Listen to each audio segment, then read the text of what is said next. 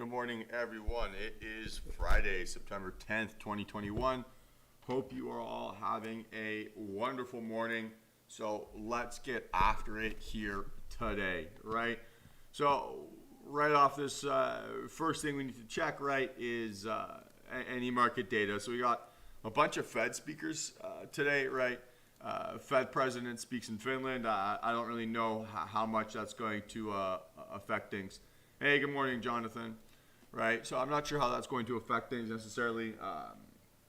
For me, it still feels like it's playing out kind of this V1, right? V2 in the markets. That's kind of what it looks like here to me, right? So we had that kind of hammer, right? A little bit of a sell-off yesterday.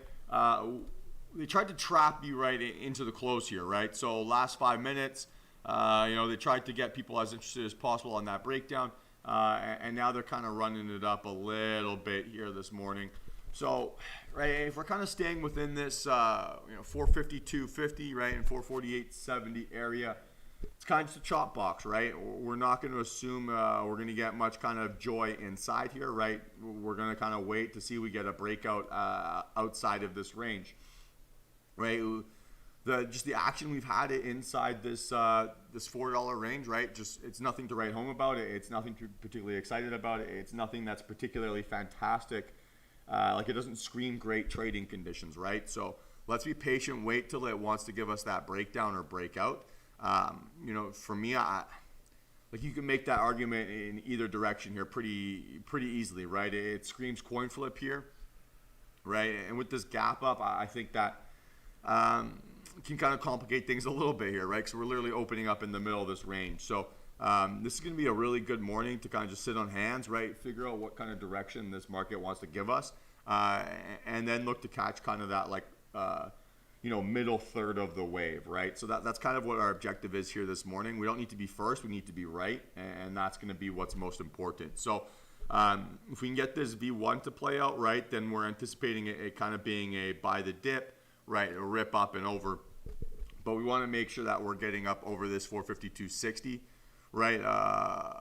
Otherwise, right, it's a little bit challenging. If we get breakdowns under, right, we're looking for moves under, say, that 448.65, right, and that kind of gives us that chance to get that follow through to the downside towards that, say, 447.50 plus areas. So that's kind of what I'm looking for here on the SPY.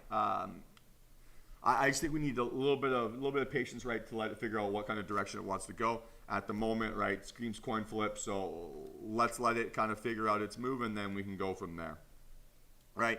QQQ, same story as yesterday here, really, right? We didn't get that much follow through to the downside, couldn't really get a breakout, couldn't really get a breakdown, right? Little fake out up and over, right? But now we're kind of gapping up back towards that zone. So to me, this still looks a bit like an ascending wedge pattern, right? Decent volume last couple days. Generally not what you want to see inside a wedge, right? You want to see that consolidation on low volume and then that breakout on high volume. So this is something to keep an eye on for now, where I think maybe that's just going to still kind of keep us inside this chop zone, right? Where it's still that high volume, you're still getting a lot of kind of a fight from both sides, right? Is maybe what that high volume is telling us. So we want to get one side being kind of exhausted and being kind of burnt out and worn out from this move, right, before we kind of chase this rip up or down, right? So we're happy to play this in either direction. I kind of hate this volume profile last couple days here now, right? If we had that high volume hammer, right, and then breakout, that's a little bit of a different story. But now we're going high volume consolidation. Just feels a bit like a trap. So I want to continue kind of remain a little bit patient, right? I just think it's too easy to give something away here, right? So I'd rather sit on hands and not give anything away. I personally am green on the week, right? But it's been like a very challenging, small wins every single day, like 2, 3, 4% wins. No big follow through on anything, right? So I'm not going to assume that the Friday today is all of a sudden going to be like the gates are open and everything's going to start running, right? We're going to continue assuming that things are going to be requiring very much a scalper's mindset, and we're going to be adopting that today, right? Apple, we're talking about, right, this 4-hour reversal, bearish engulfing setup, whatever you wanted to call it, will still kind of in play. But this gap up's making things a little bit challenging, right? So again, we need to kind of see what kind of directional cue this market wants to give us, right? Because we have so many things that look like they, have potential setups, and then we're kind of gapping up away from them, right? So it doesn't necessarily mean that those setups are being invalidated, especially to the downside, right? It doesn't really mean that. What I would say it more means, right, is that this market continues to still be a little bit indecisive, and we need to get that kind of consistency, right? We need that same narrative to kind of come across from multiple actors here, right? From the European overnight crew to the 9:30 to 10 a.m. crew, right? We need these stories to kind of sync up and to kind of start telling us that same narrative. Otherwise, right, our assumption is that we're going to continue to chop about, right?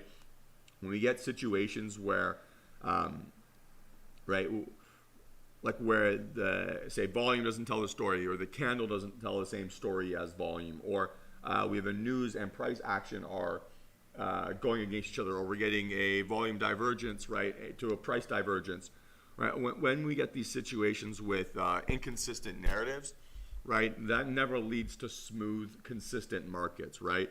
That always leads to choppy, inconsistent, pull your hair out type conditions. And so if we're able to ask ourselves that question every single morning, right, we should be able to identify what good conditions are for us and what bad conditions are for us. So for now, right, it still seems like maybe this is a little bit of an inconsistent story, right? It's a little bit of a mixed narrative, and so that gives me a bias that today still might just be a little bit choppy, might be a little bit trappy, where they might want to just get people stuck in before a weekend.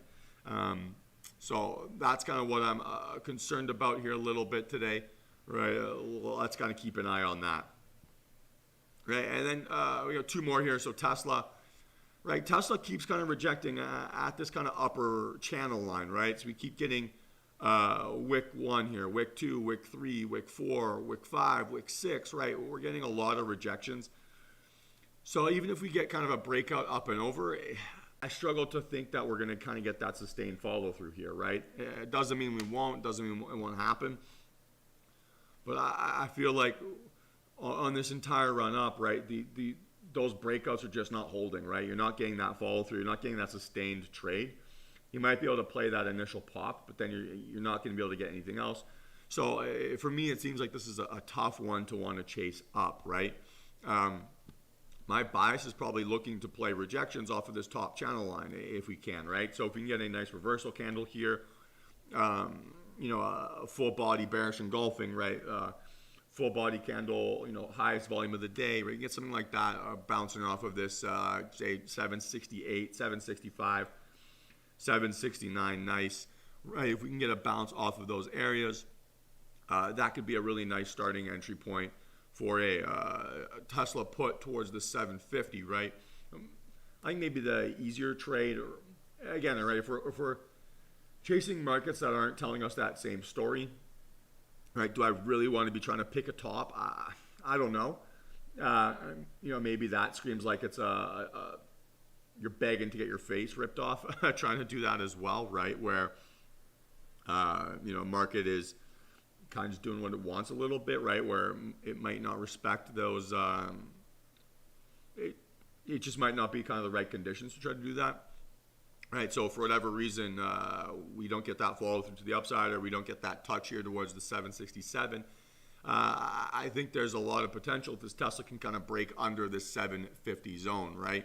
So we're still looking at this 4-hour inside bar breakdown from yesterday. Right, and we have this entire gap to fill, like this entire wick to fill, right? So there's a lot of weakness there. If we can kind of get that consistent follow through, right? We're not really getting there. Like we're not really getting there this morning, right? Pre-market, kind of just hanging out. So we need to kind of figure out what it wants to do, right? Same story as with Q, same story as with SPY, same story as with Apple. Is Tesla needs to kind of figure out what narrative it wants to tell us, right? So rejection at channel and gap up, right? That's not telling us that same story. So our assumption is maybe a little bit of some indecisive, right, choppy conditions here in this Tesla too. And then last but not least, right, let's quickly go over this Microsoft. Microsoft looked like it was starting to really kind of break down here a little bit yesterday into the close, and we finally maybe invalidated this hammer a little bit, right? What I love about this is now we're kind of breaking this pattern, right, where this August 20th to August 27th looked really similar, and this August 30th to September 7th looked really similar, right? And we kind of broke that pattern a little bit there yesterday. And I was thinking that maybe we had some room under the, say, 296.80, right, to kind of fill down towards that 294.70, right? I think in general, the path of least resistance looks to me like it's to the downside, right? Here, all we're seeing above is, right, this is just seller rejections, right? We're not getting any full body, high conviction closes in these ranges, right, up above this $300 mark. So we're coming up every time we kind of push towards that, right, we're coming up on that selling pressure, right? So it's like every time we price runs up, right, we've got evidence of them just shaking that bottle and throwing it back at us, right? So let's keep an eye, right, and see if this kind of leads to some kind of continuation bearish action here this morning. But you know, my bias is to the downside, right? I just don't see a clean level here to the upside, right? So we have a couple things that we're looking at, right? But in general, I think we're kind of just waiting to see what this market wants to do a little bit today. It's a little bit indecisive. It's a little bit choppy. We're kind of still stuck in those range-bound conditions. So let's kind of figure out and see what it wants to do. If things break down, I think we have a lot of nicer setups to the downside. But happy to play bullish moves as well, as long as kind of those leading names, right? Tesla, Microsoft, Apple, Q and SPY are all kind of telling us that same story today, right? So consistency from our leading names, right? Consistency in our indexes, consistency in volume and price action is sort of what we're looking for today.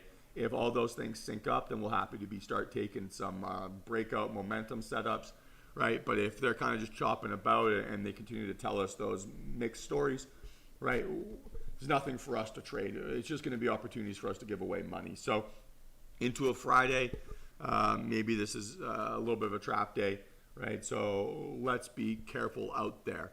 So that's basically it. That's kind of what I'm looking for today. Again, still only trading the 5 core names. Hopefully we can get some nice setups and keep stacking up some wins. So that's it. Have yourselves a really nice weekend, right? Best of luck out there. Happy hunting, and please like and subscribe for those who are viewing. If you want to check out DTR trading full time, right? Doing a 7-day free trial. You can try that risk-free at my website at www.dtrtrading.com. Link is in the description. So thanks a lot, everyone. Have a good day, and I will see you all on Monday. Peace.